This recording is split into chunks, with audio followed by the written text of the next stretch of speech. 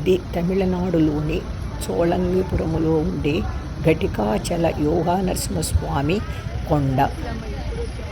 ఈ కొండకు వెళ్ళాలంటే 1305 మెట్లు ఎక్కి స్వామి దర్శనం చేసుకోవలసి వస్తూ ఉండేది. కానీ ఇప్పుడు రోప్వే మార్గం ఏర్పాటు చేశారు. వీరి 5 నిమిషాల్లో కొండపైకి వెళుతుంది. చిన్నవాళ్లకు పెద్దవాళ్లకు అందరికీ చాలా ఉపయోగకరంగా ఉన్నది. ఈ రోప్వే వెళ్ళడానికి రాను పాను 100 రూపాయలు తీసుకుంటున్నాను. 5 నిమిషాల్లో పైకి వెళ్ళవచ్చు.